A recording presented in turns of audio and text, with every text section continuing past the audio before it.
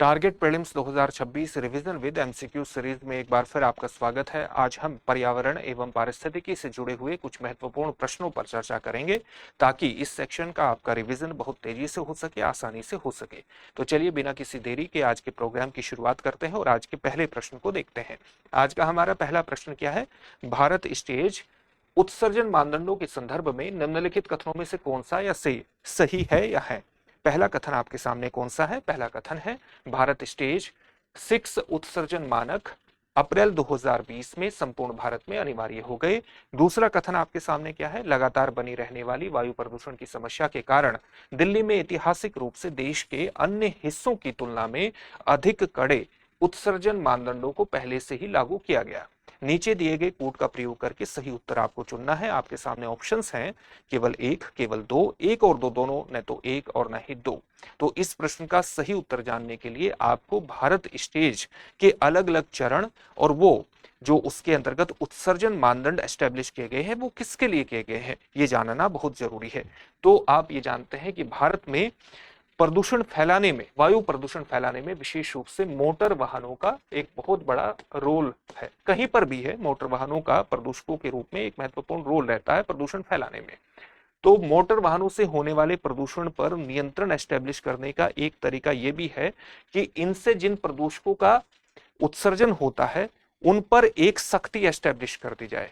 तो इस शक्ति को ही भारत स्टेज की अलग अलग चरणों के माध्यम से एस्टेब्लिश किया गया और मोटर वाहनों से होने वाले जो कार्बन मोनोऑक्साइड है, जो नाइट्रोजन के ऑक्साइड्स हैं, जो हाइड्रोकार्बन्स हैं या जो पर्टिकुलेट मैटर है, इनका एक हमने इन पर सख्ती एस्टेब्लिश कर दी, एक मानक एस्टेब्लिश कर दिया कि मोटर वाहन इससे ज्यादा प्रदूषण नहीं फैला सकते हैं और हर स्टेज में इस सख्ती को हम बढ़ाते चले गए। जैसे इसके भारत स्टेज का जो पहला चरण है वो कब शुरू हुआ?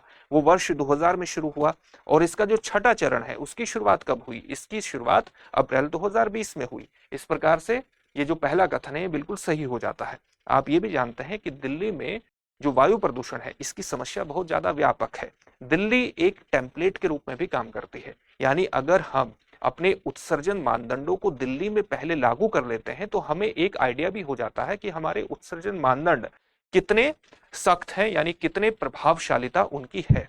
तो दिल्ली ने एक टेम्पलेट के रूप में भी काम किया है और दिल्ली में ये हमारे जो भारत स्टेज 3 के उत्सर्जन मानदंड है, भारत स्टेज 6 के जो उत्सर्जन मानदंड है, इनको हमने पहले लागू कर दिया था और एक टेम्पलेट के रूप में भी इसने काम किया था। तो इस प्रकार से दूसरा कथन भी आपका सही हो जाता है, यानी ऑप्शन सी, एक और दो दोनों कथन सही हो जाएंगे। यही चीज यहां पर एक तरह से लिखी गई है।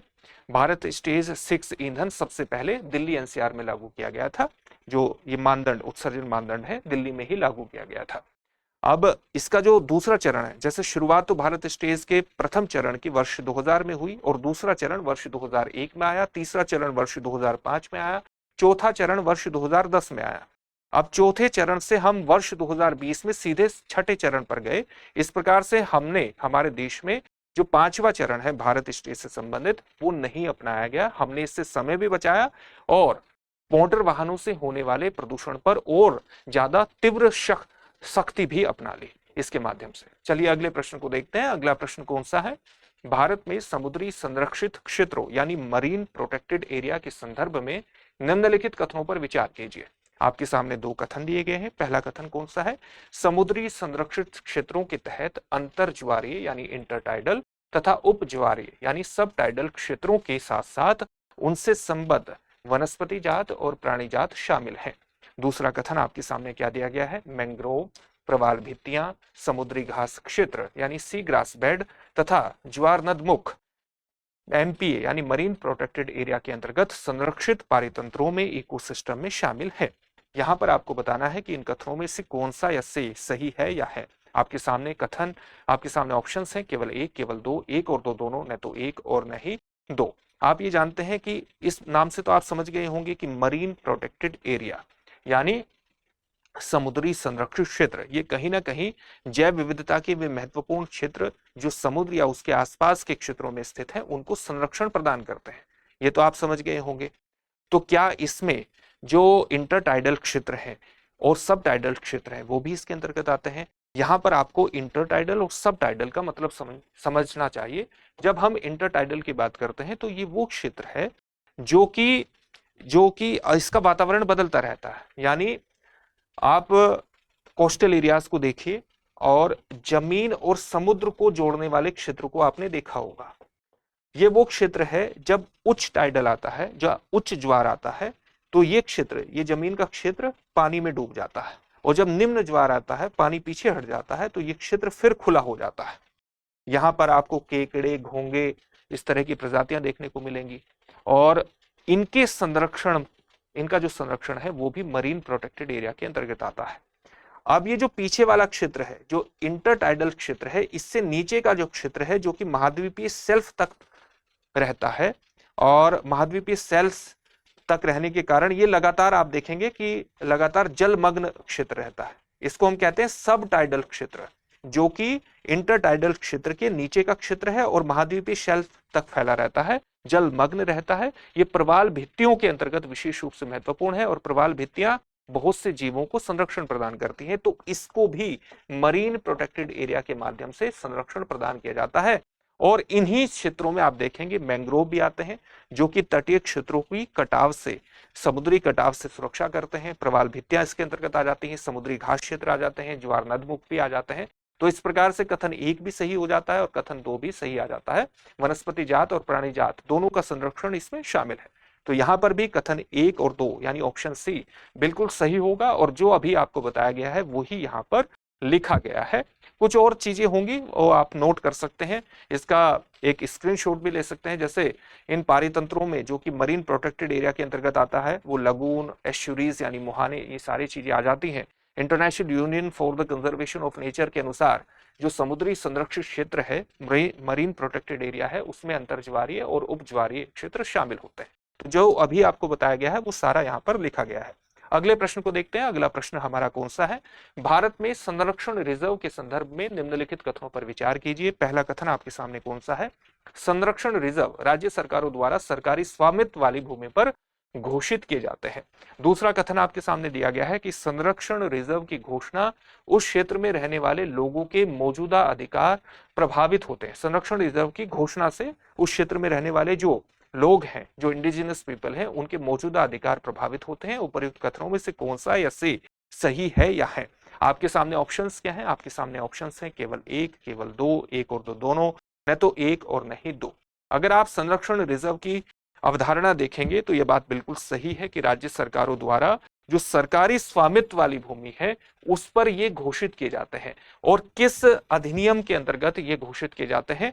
इसके अंतर्गत वन्य जीव संरक्षण अधिनियम 1972 की विशिष्ट भूमिका है, क्योंकि उसी के तहत राज्य सरकार द्वारा ये सरकारी स्वामित्व भूमि पर घोषित किए जाते हैं। याद रखना कि राज्य सरकार द्वारा घोषित किए जाते हैं और केवल सरकारी स्वामित्व वाले क्षेत्रों में ही घोषित किए जाते हैं। उद्देश्य क्या होता है?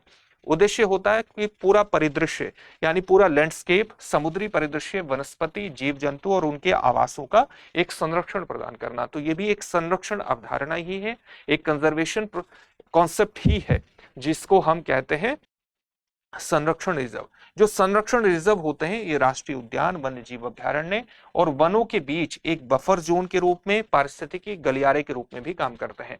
यानी आपने कोई भी, ये राष्ट्रीय उद्यान है, मान लिया ये वन्य जीव अभ्यारण्य है यहाँ पर स्थित, तो अगर आपने इनके बीच किसी प्रकार का संरक्षण रिजर्व घोषित कर दिया तो इस प्रकार से आप एक प्रकार से इन दोनों क्षेत्रों को जोड़ने के लिए एक क्षेत्र भी निर्मित कर रहे हैं। इससे वन्य जीवों का एक क्षेत्र से दूसरे क्षेत्र में आवागमन भी होगा। इसी को हम कहते हैं पारिस्थितिकी गलियारा। और जब इस तरह का आवागमन होता है इस तरह की गलियारे के माध्यम से, तो जो हमारे वन्य जीव हैं इनका स्वाभाविक रूप से संरक्षण होता है। क्यों संरक्षण होता है? क्योंकि इससे जीन पूलिंग आसान हो जाती है। अगर कोई जीव इसी क्षेत्र में रहेगा तो इससे क्या होगा? इंटरब्रीडिंग होगी और विविधता, जो उनकी विविधता है, जो कि जेनेटिक आप कह सकते हैं डाइवर्सिटी है, वो बेहद कम हो जाएगी। और यहाँ गमन करने से जो जीन पूलिंग है वो बढ़ती है और इससे उनका दीर्घकालिक संरक्षण भी होता है। और इस संदर्भ में इस प्रकार की जो संरक्षण रिजर्व है वो बेहद महत्वपूर्ण हो जाते हैं। ये परिदृश्य स्तरीय यानी लैंडस्केप लेवल संरक्षण को बढ़ावा देते हैं। इसके अंतर्गत नदी क्षेत्र भी हो सकता है, कोई जलाशय भी हो सकता है, कोई अन्य क्षेत्र भी हो सकता है, वन भी हो सकते हैं, कोई फॉरेस्ट भी हो सकता है। और इनके बनने से स्थानीय लोगों के मौजूदा अधिकार प्रभावित नहीं होते हैं। इस प्रकार से कथन 2 गलत हो जाता है, क्योंकि उसमें कहा है कि स्थानीय लोगों के मौजूदा अधिकार प्रभावित होते हैं। राष्ट्रीय उद्यान और वन्य जीव अभ्यारण्य से ये अलग होते हैं। इनका उद्देश्य है संरक्षण और समुदायों के हितों के बीच एक बेहतर संतुलन एस्टेब्लिश करना, कि संरक्षण भी हो जाए, संरक्षण रिजर्व बना करके, और समुदाय के हित जो अलग अलग तरह के वन उत्पादों का इस्तेमाल करते हैं वहां रहने वाले लोग, उनके हितों के बीच किसी प्रकार का कोई टकराव न हो। चलिए अगले प्रश्न को देखते हैं। अगला प्रश्न हमारा है, भारत में पारिस्थितिक रूप से संवेदनशील क्षेत्रों यानी इको सेंसिटिव जोन के संदर्भ में निम्नलिखित कथनों पर विचार करना है। यहां पर पहला कथन दिया गया है कि इको सेंसिटिव जोन को वन्य जीव संरक्षण अधिनियम 1972 के अंतर्गत संरक्षित क्षेत्रों, राष्ट्रीय उद्यानों और वन्य जीव अभ्यारण्यों के आसपास अधिसूचित किया जाता है। दूसरा आपके सामने कथन दिया गया है कि इको सेंसिटिव जोन में वर्षा जल संचयन, जैविक कृषि तथा नवीकरणीय ऊर्जा के उपयोग जैसी गतिविधियों की अनुमति होती है। तीसरा आपके सामने कथन है स्थानीय आर्थिक विकास को बढ़ावा देने के क्रम में इको सेंसिटिव जोन के तहत खनन और औद्योगिक गतिविधियों को प्रोत्साहित किया जाता है। उपर्युक्त कथनों में से कितने सही हैं आपको संख्या बतानी है, केवल 1, केवल 2, सभी 3 और कोई भी नहीं। तीनों कथनों को देख लेते हैं।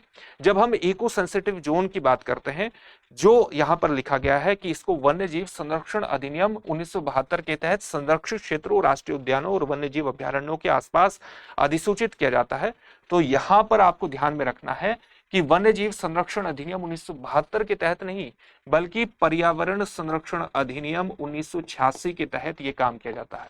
पर्यावरण संरक्षण अधिनियम एक्ट 1986 के तहत यह काम किया जाता है। किसके द्वारा यह काम किया जाता है? अधिसूचना किसके द्वारा की जाती है? पर्यावरण, वन और जलवायु परिवर्तन मंत्रालय के द्वारा की जाती है। इस प्रकार से कथन 1 क्या हो जाता है? गलत हो जाता है। इको सेंसिटिव जोन में वर्षा जल संचयन, जैविक कृषि और नवीकरणीय ऊर्जा के उपयोग जैसी गतिविधियों को अनुमति होती है। बिल्कुल इस तरह की गतिविधियों को वहां पर अनुमति दी जाती है ताकि जैविक कृषि को बढ़ावा दिया जा सके, नवीकरणीय ऊर्जा को बढ़ावा दिया जा सके, वर्षा जल को बढ़ावा दिया जा सके, क्योंकि इस तरह की गतिविधि हैं जो सामान्य रूप से वहां के पारिस्थितिकी तंत्र पर किसी प्रकार का नकारात्मक प्रभाव नहीं डाली जाती है। तो इस तरह की गतिविधियों को एक प्रकार से वहां गतिविधियों को विनियमित करके इस तरह की गतिविधियों को बढ़ावा दिया जाता है। स्थानीय आर्थिक विकास को बढ़ावा देने के क्रम में इको सेंसिटिव जोन के तहत खनन और औद्योगिक गतिविधियों को प्रोत्साहित किया जाता है। अगर इस तरह की गतिविधियों को प्रोत्साहित किया जाएगा तो इको सेंसिटिव जोन बनाने का जो पूरा कॉन्सेप्ट है वो ही गलत सिद्ध हो जाएगा, इसलिए कथन 3 भी गलत है। तो कौन सा कथन यहां पर सही हुआ? केवल 2 कथन सही हुआ, लेकिन आपको संख्या बतानी है, कितने सही है आपको यह बताना है। तो केवल 1 यहां पर सही है, ऑप्शन ए बिल्कुल सही हो जाएगा। और यही जो आपको बताया गया है, यही जो व्याख्या है वो यहाँ पर आपके सामने प्रस्तुत कर दी गई है। आप इसका एक फोटो भी ले सकते हैं, फोटो आप ले सकते हैं। अगर आप इसका स्क्रीनशॉट लेना चाहें तो स्क्रीनशॉट आप ले सकते हैं। यहाँ पर ध्यान में रखना कि जो वर्षा जल संचयन है, जैविक कृषि है, नवीकरणीय ऊर्जा स्रोतों का उपयोग है, हरित प्रौद्योगिकियों को अपनाना है, वो इको सेंसिटिव जोन में इनकी अनुमति होती है, लेकिन खनन, बड़े पैमाने की औद्योगिक गतिविधियों को वहां पर अनुमति नहीं होती है। चलिए अगले प्रश्न को देखते हैं। आज का हमारा अगला प्रश्न है, निम्नलिखित कथनों पर विचार कीजिए। तो यहां पर जो पहला कथन है वो दिया गया है, जैवमंडल आरक्षित क्षेत्र यानी बायोस्फीयर रिजर्व का उद्देश्य आनुवंशिक संसाधनों, प्रजातियों तथा पारिस्थितिकी तंत्रों का संरक्षण करना है। दूसरा कथन आपके सामने है, जैवमंडल आरक्षित क्षेत्रों में धारणीय मानवीय गतिविधियों की अनुमति केवल कोर क्षेत्र में दी जाती है। तो इस बात को ध्यान में रखना कि जो बायोस्फीयर रिजर्व बनाए जाते हैं वो यूनाइटेड नेशंस का जो मैन एंड बायोस्फीयर रिजर्व का जो प्रोग्राम है, man and biosphere reserve programme, जो कि 1971 का प्रोग्राम है, उसके तहत बनाए जाते हैं, ताकि बायोस्फीयर रिजर्व बना करके जो आनुवंशिक संसाधन हैं उनका संरक्षण किया जा सके, प्रजातियों और पारिस्थितिकी तंत्रों का संरक्षण करके जैव विविधता का अंततः संरक्षण सुनिश्चित किया जा सके। लेकिन इसके अंतर्गत जो धारणीय मानवीय गतिविधियां हैं, यानी ऐसी गतिविधियां जिनका पर्यावरण पर किसी प्रकार का कोई नकारात्मक प्रभाव नहीं पड़ता है, वो केवल कोर क्षेत्रों में दी जाती है। यहाँ पर लिखा है कि धारणीय मानवीय गतिविधियों की अनुमति केवल कोर क्षेत्र में दी जाती है। ऐसा नहीं है, क्योंकि मानवीय गतिविधियां जो कोर क्षेत्र है वहां पर सामान्य रूप से प्रतिबंधित होती है। बहुत ही सीमित मानवीय हस्तक्षेप की अनुमति होती है, न के बराबर मानिए, क्योंकि कोर क्षेत्र इन संरक्षित क्षेत्रों का सबसे अंदरूनी एरिया होता है। इन जो बायोस्फीयर रिजर्व होते हैं, सबसे अंदरूनी एरिया होता है कोर क्षेत्र, और ये जैव विविधता के दृष्टिकोण से सबसे सघन एरिया भी होता है। वन्य जीव या वन में जो पौध प्रजातियां हैं, उनके दृष्टिकोण से भी सबसे ज्यादा विविधता इस क्षेत्र में पाई जाती है। इसके चारों ओर के क्षेत्र को हम बफर जोन के नाम से जानते हैं, इसको कोर जोन के नाम से, कोर एरिया के नाम से जानते हैं, इसको क्रिटिकल हैबिटेट जोन के नाम से भी जाना जाने लगा है। और जो इसके बाहर का एरिया होता है, बाद का बफर जोन के बाद का जो एरिया होता है, उसको हम ट्रांजिशन जोन के नाम से जानते हैं, संक्रमणकालीन क्षेत्र के नाम से जानते हैं।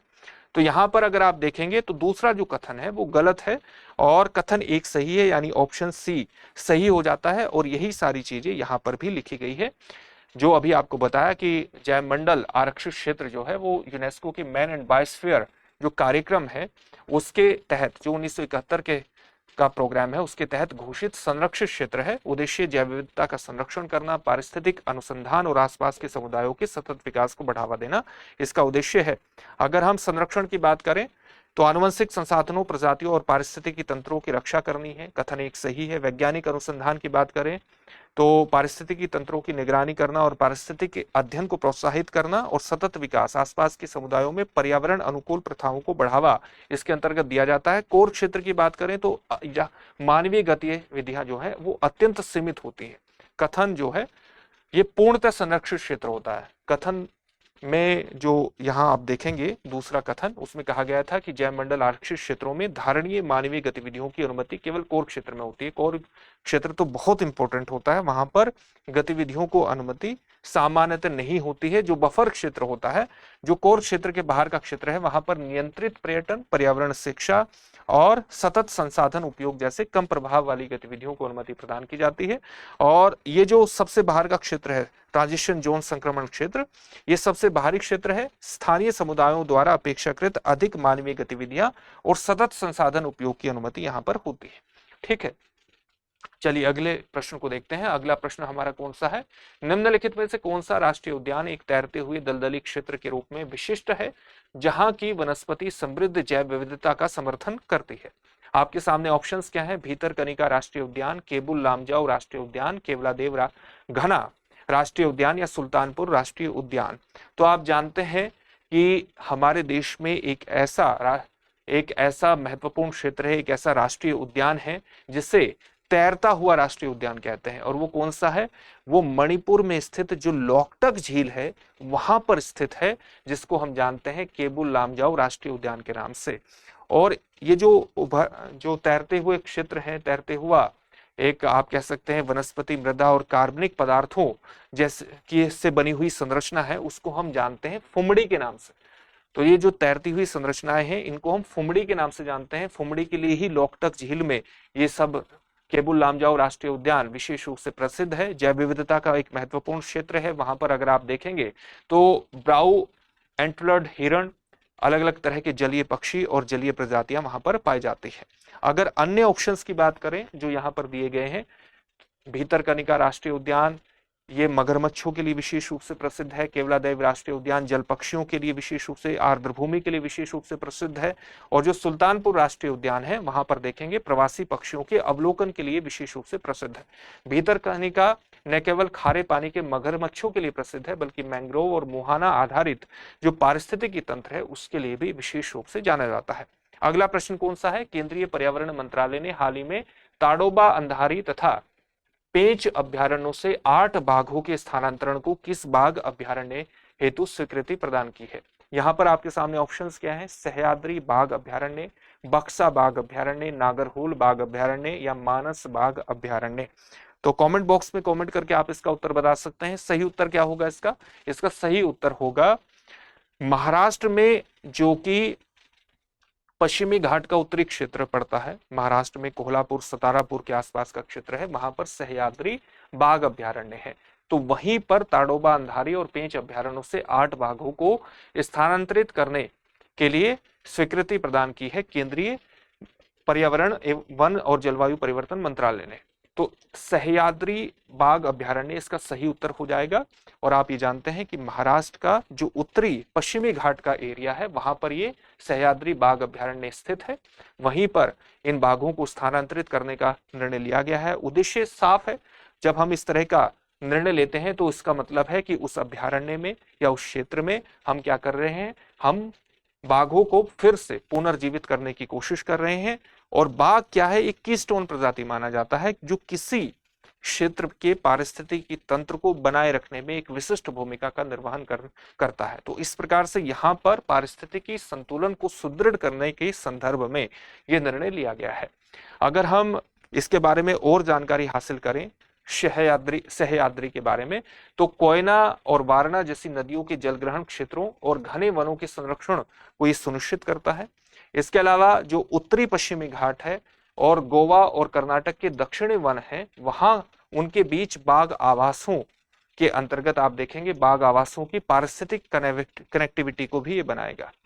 जहां पर जब यहाँ पर बाघ स्थानांतरित कर दिए जाएंगे और पारिस्थितिकी तंत्र और ज्यादा मजबूत होगा, तो ये सह्याद्री जो बाघ अभयारण्य है और गोवा और कर्नाटक के जो दक्षिण वन के बीच बाघ आवास है, उन बाघ आवासों की जो पारिस्थितिक कनेक्टिविटी है उसको भी ये बनाने में विशेष रूप से योगदान देगा। राष्ट्रीय बाघ संरक्षण प्राधिकरण और भारतीय वन्यजीव संस्थान द्वारा जो क्रियान्वित, जो उनके द्वारा इम्प्लीमेंटेड एक दीर्घकालिक, एक लॉन्ग टर्म बाघ पुनर्बहाली योजना है, उसको भी ये निर्णय विशेष रूप से एक आकार प्रदान करता है, उसको और ज्यादा सुदृढ़ता प्रदान करता है, जो उनकी दीर्घकालिक योजना है। सह्याद्री बाघ अभयारण्य को वर्ष 2010 में चंदौली राष्ट्रीय उद्यान और कोयला वन्यजीव अभयारण्य को सम्मिलित करते हुए अधिसूचित किया गया था।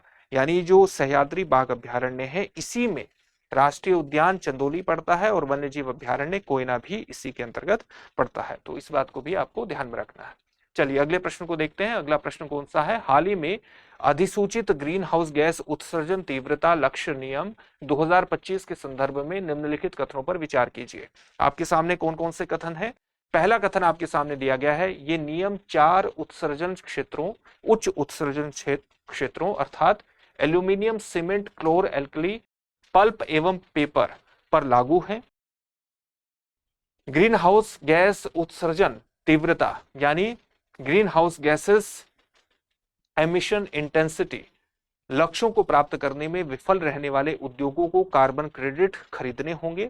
इन नियमों के तहत जीईआई लक्ष्यों के प्रति समतुल्य उत्पादन या उत्पाद के संदर्भ में कार्बन डाइऑक्साइड समतुल्य टन के रूप में परिभाषित किया गया है। उपर्युक्त कथनों में से कौन सा या सही है या है। आपके सामने ऑप्शंस क्या है, केवल 1 और 2, केवल 2 और 3, केवल 1 और 3, 1, 2 और 3। यहां पर आपको उत्सर्जन तीव्रता को समझना चाहिए, और जब हम उत्सर्जन को मापने की बात करते हैं तो उसमें कार्बन डाइऑक्साइड समतुल्य क्यों लिखा होता है, इक्विवेलेंट क्यों लिखा होता है, ये जानना आपके लिए बहुत इंपॉर्टेंट है। जब हम ग्रीन हाउस गैसेस के संदर्भ में, ग्रीन हाउस गैसेस में कौन कौन सी गैसें आ जाती हैं, कार्बन डाइऑक्साइड आ जाता है, मीथेन आ जाता है, इसके अलावा जो नाइट्रस ऑक्साइड है वो आ जाता है, क्लोरोफ्लोरोकार्बन। ये 4 प्रमुख ग्रीन हाउस गैसेस हैं, ये आप जानते हैं। और उत्सर्जन तीव्रता की जब हम इंटेंसिटी की बात करते हैं, एमिशन इंटेंसिटी की बात करते हैं, तो उसका मतलब है कि आप प्रति उत्पादन, प्रति इकाई उत्पादन, प्रति यूनिट उत्पादन के अंतर्गत आपका ग्रीन हाउस गैसेस का उत्सर्जन कितना है। आपको प्रति इकाई उत्सर्जन के उत्पादन के हिसाब से देखना है कि उत्सर्जन कितना हो रहा है। इससे आपको अर्थव्यवस्था में उत्सर्जन तीव्रता या किसी क्षेत्र में, किसी स्पेशल क्षेत्र में उत्सर्जन तीव्रता का पता लगता है। और अगर कहीं पर किसी उद्योग में उत्सर्जन तीव्रता ज्यादा है तो जाहिर सी बात है वहां पर नियंत्रण एस्टेब्लिश करना जरूरी है, कि अगर आप पर्यावरण संरक्षण की दिशा में आगे बढ़ना चाहते हैं। तो पहला कथन क्या दिया है कि जो हाल ही में अधिसूचित ग्रीन हाउस गैस उत्सर्जन तीव्रता लक्ष्य नियम 2025 हैं, वो वस्तुतः 4 उच्च उत्सर्जन क्षेत्रों एल्यूमिनियम, सीमेंट, क्लोर एल्कली, पल्प और पेपर पर लागू है। ये कथन बिल्कुल सही है। ये 4 उत्सर्जन क्षेत्र हैं जहां पर उत्सर्जन तीव्रता बहुत ज्यादा है और वहां पर इनको लागू किया गया है। इसके अलावा जो green house gases emission intensity है, उस लक्ष्यों को प्राप्त करने में विफल रहने पर उद्योगों को कार्बन क्रेडिट खरीदने होंगे। तो कार्बन क्रेडिट का आपको मतलब पता होना चाहिए। आप ये जानते हैं कि मान लिया आप दो उद्योग हैं और आपने ये सीमा तय कर दी कि ये कार्बन उत्सर्जन इतना ही कर सकते हैं, मान लिया 100 टन कार्बन का उत्सर्जन कर सकते हैं, और ये जो है ये भी 100 टन, दो उद्योग हैं 100 टन कार्बन का उत्सर्जन कर सकते हैं, इतना इन पर एक लिमिट तय कर दी। अब ये पहला उद्योग है, इसने अपनी सीमा को पार करते हुए 120 टन कार्बन का उत्सर्जन कर दिया और इसने 80 टन कार्बन डाइऑक्साइड का या ग्रीन हाउस गैसेस का उत्सर्जन कर दिया। जब हम ग्रीन हाउस गैसेस के उत्सर्जन का मापन करते हैं तो सामान्यतः सभी को इक्विवेलेंट नापने के लिए सबका मापन कार्बन के ही संदर्भ में करते हैं, इसलिए वहां पर लिखा जाता है कार्बन डाइऑक्साइड समतुल्य, इक्विवेलेंट। यानी जो दूसरी ग्रीन हाउस गैसेस हैं, नाइट्रस ऑक्साइड, क्लोरोफ्लोरोकार्बन और मीथेन, इनका भी मापन किसके परिप्रेक्ष्य में किया जाता है? कार्बन डाइऑक्साइड के परिप्रेक्ष्य में किया जाता है और एक समतुल्यता एस्टेब्लिश की जाती है, और इसलिए हम लिखते हैं कार्बन डाइऑक्साइड समतुल्यता, टन कार्बन डाइऑक्साइड समतुल्यता या इक्विवेलेंट। इस बात को भी ध्यान में रखिएगा। तो यहां पर आपने देखा कि एक उद्योग को, दो उद्योगों को लक्ष्य मिला 100 टन कार्बन डाइऑक्साइड उत्सर्जन का, इक्विवेलेंट उत्सर्जन का, और दूसरे को मिला 100 टन का। एक ने 120 टन उत्सर्जन किया, दूसरे ने 80 टन किया। तो इसने अपनी उत्सर्जन सीमा का उल्लंघन किया। तो आप ये देखिए कि 1 टन को मानिए आप 1 परमिट के बराबर, 1 टन को 1 परमिट के बराबर मान लीजिए, जिसको आप कार्बन बाजार में क्रेडिट करवा सकते हैं। तो आप ये देखिए कि इसने 20 परमिट हासिल कर लिए, जिसको ये भुना सकता है कार्बन बाजार में, और इसको 20 परमिट की आवश्यकता है क्योंकि इसका 20 टन जो उत्सर्जन है वो ज्यादा है। तो अब ये मार्केट में जाकर के इससे या अन्य जो उद्योग हैं जिन्होंने कम उत्सर्जन किया है उससे इन परमिट का आदान प्रदान, इसी को हम कहते हैं कार्बन क्रेडिट्स। आप परमिट कह लीजिए या कार्बन क्रेडिट कह लीजिए, इनका वो क्या कर सकता है, इनकी खरीदारी कर सकता है। और जब ये खरीदारी करेगा तो इस तरह के मानकों के माध्यम से आप उद्योगों को प्रेरित करते हैं कि वो अपनी कार्बन सीमा का, कार्बन उत्सर्जन सीमा का या ग्रीन हाउस गैस उत्सर्जन सीमा का उल्लंघन न करें। ये एक तरीका है, और इससे उन लोगों को रिवॉर्ड भी मिल जाता है जिन्होंने अपने उत्सर्जन सीमा से काफी कम उत्सर्जन किया है। तो ये कॉन्सेप्ट है। तो दूसरा कथन यहां पर क्या दिया गया है? जीईआई लक्ष्यों को प्राप्त करने में विफल रहने पर उद्योगों को कार्बन क्रेडिट खरीदने होंगे। अगर ज्यादा आपने उत्सर्जन कर दिया है तो कार्बन क्रेडिट कार्बन बाजार से जाकर के आपको खरीदने पड़ेंगे। यहां पर तीसरा कथन क्या है? इन नियमों के तहत जीईआई लक्ष्यों को प्रति समतुल्य उत्पादन या उत्पाद के संदर्भ में कार्बन डाइऑक्साइड समतुल्य टन के रूप में परिभाषित किया जाता है। बिल्कुल, क्योंकि सभी का जो आप मानक निकालेंगे तो कार्बन डाइऑक्साइड इक्विवेलेंट के रूप में निकालते हैं। इन सभी की गणना भी इसी संदर्भ में करते हैं ताकि आपके सामने एक मानक आ सके, एक इकाई आ सके, जिसके आधार पर आप किसी चीज का उत्सर्जन का एक मानक, एक यूनिट निर्धारित कर सकते हैं। तो इस प्रकार से यहां पर सभी कथन सही हो जाते हैं। ऑप्शन डी बिल्कुल सही हो जाएगा, और यही व्याख्या आपको यहां पर दी गई है। इसी व्याख्या जो अभी आपको समझाया गया वो सब यहां पर है, आप इसका स्क्रीनशॉट भी ले सकते हैं। चलिए, इसका भी आप स्क्रीनशॉट ले लीजिए। अनुपालन तंत्र भी यहाँ पर लिखा गया है कि किस तरह से व्यापार होता है, और भारत की प्रतिबद्धताओं को जान लीजिए कि भारत का जो लक्ष्य है वो वर्ष 2030 तक जीडीपी की उत्सर्जन तीव्रता में 45% की कमी करता है। और किसके परिप्रेक्ष्य में? वर्ष 2005 के स्तर के परिप्रेक्ष्य में 45% की हमें कमी करनी है जीडीपी की उत्सर्जन तीव्रता में वर्ष 2030 तक। इसके अलावा भारत की अंतर्राष्ट्रीय जलवायु प्रतिबद्धताओं का ये मुख्य रूप से हिस्सा है। भारत ने जो अपनी जलवायु प्रतिबद्धताएं एनडीसीज के रूप में निर्धारित की हुई है, नेशनली डिटरमिन्ड कंट्रीब्यूशन के रूप में निर्धारित की हुई है, उसी का यह हिस्सा है। और नेशनली डिटरमिन्ड कंट्रीब्यूशन हमने किन लक्ष्यों को प्राप्त करने के लिए निर्धारित किए हुए हैं? पेरिस एग्रीमेंट 2015 में निर्धारित लक्ष्य, जो कि वैश्विक औसत तापमान को 2 डिग्री सेल्सियस से काफी कम और 1.5 डिग्री सेल्सियस से ज्यादा बढ़ने से रोकते हैं। 1.5 डिग्री सेल्सियस तक सीमित करते हैं वैश्विक औसत तापमान को। ठीक है, तो ये सारी चीजें यहां पर दी गई हैं। अगले प्रश्न को देखते हैं। अगला हमारा प्रश्न है, स्पर्म वेल के संदर्भ में निम्नलिखित कथनों पर विचार कीजिए। पहला कथन यहां पर है, एम्बरग्रीस स्पर्म वेल की पाचन प्रणाली, एम्बरग्रीस स्पर्म वेल की पाचन प्रणाली में बनने वाला तथा प्राय समुद्र में तैरता हुआ पाया जाने वाला एक मोमी पदार्थ है। दूसरा कथन है स्वाभाविक रूप से उत्सर्जित पदार्थ होने तथा वेल को मारकर प्राप्त न किए जाने के कारण भारत में एम्बर ग्रीस का व्यापार वैध है। और तीसरा कथन यहाँ पर है स्पर्म वेल को वन्य जीव संरक्षण अधिनियम 1972 की अनुसूची 1 के तहत सूचीबद्ध किया गया है तथा इनका अंतर्राष्ट्रीय व्यापार साइट्स के अंतर्गत विनियमित है। उपर्युक्त कथनों में से कौन से सही है? आपके सामने ऑप्शंस क्या है? केवल 1 और 2, केवल 1 और 3, केवल 2 और 3, 1, 2 और 3। तो यहां पर तीनों ही कथनों पर विचार कर लेते हैं। यहां एम्बर ग्रीस के बारे में कथन क्या दिया गया है कि स्पर्म व्हेल की जो पाचन प्रणाली है उसमें बनने वाला तथा प्राय समुद्र में तैरता हुआ पाया जाने वाला एक मोमी पदार्थ है। एम्बर ग्रीस एक मोमी पदार्थ है और ये बनता कैसे है कि कुछ अपाच्य पदार्थ जो कि स्पर्म व्हेल के अंदर चले जाते हैं जिनका पाचन नहीं होता है, जैसे स्क्विड की चोंच आप मान सकते हैं। जो स्क्विड की जो चोंच है ये अपाच्य होती है और ये अपाच्य होती है तो धीरे धीरे ये क्या है कि एक मोमी पदार्थ के रूप में स्पर्म व्हेल के पाचन तंत्र से बाहर निकल आती है और फिर ये समुद्र में तैरती हुई भी आप इसे देख सकते हैं। कई बार ये किनारों पर भी चली आती है, लेकिन इसमें एक खास प्रकार की सुगंध होती है और इत्र उद्योग में इसकी काफी डिमांड है। इत्र उद्योग में डिमांड के कारण और लंबे समय तक इसकी सुगंध बने रहने के कारण कई बार इसका जो अवैध व्यापार है उस अवैध व्यापार को बढ़ावा मिलता है और इसलिए इसके जो एम्बर ग्रीस का जो व्यापार है ये वैध नहीं है, इसको अवैध, ये प्रतिबंधित है, इसको प्रतिबंधित किया गया है। ठीक है, तो इस प्रकार से जो कथन 2 है वो गलत हो जाता है, कथन 1 सही है। स्पर्म व्हेल को वन्य जीव संरक्षण अधिनियम 1972 की अनुसूची 1 बिल्कुल ठीक है। वन्य जीव संरक्षण अधिनियम 1972 की अनुसूची 1 में आने का मतलब है कि इसको उच्चतम स्तर का संरक्षण प्रदान किया गया है और उसके साथ ही अंतरराष्ट्रीय व्यापार साइट्स के अंतर्गत विनियमित है। जो साइट्स है वो क्या है? साइट्स की फुल फॉर्म क्या है?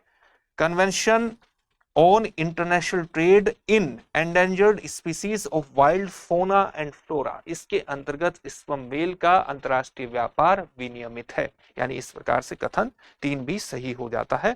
तो इस प्रकार से ऑप्शन बी इसमें बिल्कुल सही होगा। आप देखेंगे कि ऑप्शन बी बिल्कुल सही है और ये सारी बातें यहाँ पर लिखी गई है। एक मोमी भूरे रंग का पदार्थ होता है एम्बर ग्रीस, स्क्विड की चोंच जैसे अपाच्य पदार्थों के कारण ये बनता है पाचन प्रणाली में से और एक सुरक्षात्मक प्रतिक्रिया के रूप में बनता है। स्वाभाविक रूप से व्हेल द्वारा ये बाहर निकाल दिया जाता है और समुद्र में तैरता हुआ तट पर बहता हुआ आप इसे देख सकते हैं। यही जो बातें आपको बताई गई है वही यहाँ पर लिखी गई है। जो IUCN की रेड लिस्ट है वहां पर ये जो स्पर्म व्हेल है इसको संवेदनशील यानी वल्नरेबल, कई बार इसको आप सुभेद्य भी लिखते हैं। जो वल्नरेबल है उसको आप क्या लिखते हैं? वल्नरेबल। वल्नरेबल को आप सुभेद्य भी लिखते हैं। सुभेद्य श्रेणी में इसको रखा गया है। चलिए अगले प्रश्न को देखते हैं। आज का हमारा अगला प्रश्न कौन सा है? भारत में बाघ गलियारों के संदर्भ में निम्नलिखित कथनों पर विचार कीजिए। तो यहाँ आपके सामने पहला कथन दिया गया है कि बाघ गलियारे बाघों को विभिन्न अधिवासों के बीच आवागमन की सुविधा प्रदान करने के साथ साथ आनुवंशिक विविधता को बनाए रखने में सहायक होते हैं। दूसरा कथन आपके सामने दिया गया है, राष्ट्रीय बाघ संरक्षण प्राधिकरण ने न्यूनतम लागत वाले मार्गों के आधार पर बाघ गलियारों की पहचान की है। तीसरा कथन है, बाघ गलियारे केवल अधिसूचित टाइगर रिजर्व के अंदर ही घोषित किए जाते हैं। उपर्युक्त कथनों में से कौन से सही हैं? आपके सामने ऑप्शंस हैं केवल 1 और 2, केवल 2 और 3, केवल 1 और 3, 1, 2 और 3। तो आपको सही कथन बताना है। तीनों पर हम बात कर लेते हैं। जब हम बाघ गलियारों की बात करते हैं तो इसका सीधा सा मतलब क्या है? इसका सीधा सा मतलब है कि जो बाघ हैं वो अलग अलग जो प्रोटेक्टेड एरिया हैं उनके बीच आवागमन कर सकते हैं। बाघ गलियारों के माध्यम से जो बाघ हैं वो प्रोटेक्टेड एरियाज के बीच आवागमन कर सकते हैं। जब एक प्रोटेक्टेड एरिया से दूसरे प्रोटेक्टेड एरिया में पहुंचते हैं तो इनसे इंटरब्रीडिंग कम होती है, जीन पूलिंग की संभावनाएं बनती है। जब जीन पूलिंग की संभावनाएं बनती हैं तो ये लंबे समय में संरक्षण के लिए बहुत जरूरी है। जीन विविधता बहुत जरूरी है जीन पूलिंग के कारण। तो इससे क्या है कि एक क्षेत्र में ही एक तरह के बाघों का संकेंद्रण नहीं होता है। युवा जो जनसंख्या है बाघों की, जो युवा है वो दूसरी जगहों पर जाकर के अडेप्ट कर सकते हैं और अडेप्ट जब वो करते हैं किसी जगह पर जाकर के तो इससे जो धीरे धीरे आने वाली जनरेशन्स हैं उसकी कैपेबिलिटी, उसकी क्षमताएं भी बढ़ती हैं। तो इस प्रकार से बाघ गलियारे बाघों को विभिन्न अधिवासियों के बीच आवागमन की सुविधा प्रदान करने के साथ आनुवंशिक विविधता को बनाए रखने में सहायक होते हैं। बिल्कुल सही है। राष्ट्रीय बाघ संरक्षण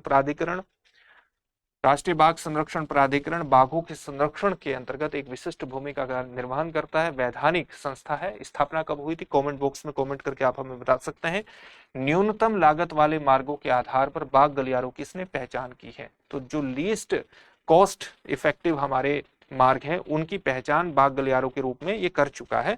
बाघ गलियारे केवल अधिसूचित टाइगर रिजर्व के अंदर ही बनाए जाते हैं। अगर अधिसूचित टाइगर रिजर्व के अंदर बाघ गलियारे बना दिए तो इसका फायदा क्या हुआ? फिर दूसरे संरक्षित क्षेत्रों की तरफ जाएंगे कैसे? ये तो फिर इंटरब्रीडिंग ही हो जाएगी। या तो ये सही होगा या ये सही होगा, तो ये सही नहीं हो सकता है। ऐसा नहीं है कि अधिसूचित टाइगर रिजर्व के अंदर ही ये घोषित किए जाते हैं। ये जब दो संरक्षित क्षेत्रों को आपस में आपको जोड़ना है तो ये ऐसे क्षेत्रों से भी गुजर सकते हैं जो कि कम प्रोटेक्टेड एरिया है या जहां पर मानव आबादी भी आपको देखने को मिल सकती है। इस प्रकार से कथन 3 इसमें गलत हो जाएगा। कौन से सही है? केवल 1 और 2 इसमें सही है, यानी ऑप्शन ए सही हो जाएगा। और यही सारी बातें यहाँ पर लिखी गई हैं।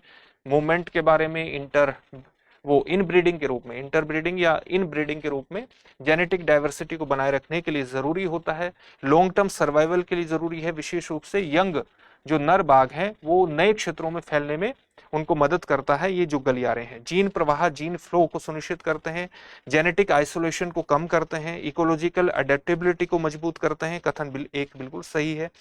और एनटीसीए ने बाघ गलियारों को मान्यता प्रदान की है। मान्यता 2014 में पहचाने गए जो न्यूनतम लागत मार्ग हैं, लीस्ट कॉस्ट पाथवेज हैं, उन पर आधारित है। तीसरे कथन के बारे में भी यहाँ पर लिखा हुआ है कि ये जो मार्ग हैं इनका निर्धारण वन क्षेत्रों, मानव उपस्थिति, सड़कों और भूभाग जैसे कारकों को ध्यान में रखकर किया जाता है सामान्यतः।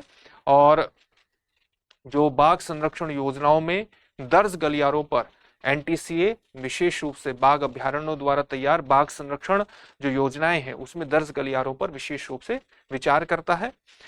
बाघ गलियारे केवल अधिसूचित बाघ अभ्यारण्यों या संरक्षित क्षेत्रों तक सीमित नहीं होते हैं। कई गलियारे अभ्यारण्यों के बाहर स्थित होते हैं। ये गलियारे विभिन्न प्रकार के भूमि उपयोग क्षेत्रों से गुजरते हैं, जैसे आरक्षित वन, कृषि भूमि, मानव प्रधान क्षेत्रों से ये गुजर सकते हैं। ये सारी चीजें अभी आपको बताई गई है। आप इसका एक स्क्रीनशॉट ले लीजिए। ये सारी चीज आपको समझाई जा चुकी है। चलिए आगे बढ़ते हैं और अब देखते हैं आज के अभ्यास प्रश्न को, जिसका उत्तर आपको कमेंट बॉक्स में कमेंट करके देना है। अभ्यास प्रश्न क्या है? निम्नलिखित पर विचार कीजिए। किस पर विचार करना है? हेजहोग, चमगादड़, डोरमाइस। और अब आपको ये बताना है कि ये जो जीव हैं इनमें से किन में हाइबरनेशन की परिघटना देखी जा सकती है। तो आपके सामने ऑप्शंस क्या हैं? केवल 1 और 2, केवल 2, 1, 2 और 3 और कोई भी नहीं। इस प्रश्न का उत्तर आपको कमेंट बॉक्स में कमेंट करके जरूर देना है। साथ ही अगर वीडियोस आपको अच्छी लग रही हैं तो इनको अपने दोस्तों को भी शेयर कीजिए, लाइक भी करते रहिए, चैनल को सब्सक्राइब करना मत भूलिएगा। फिर से नए सेशन में मिलेंगे। धन्यवाद।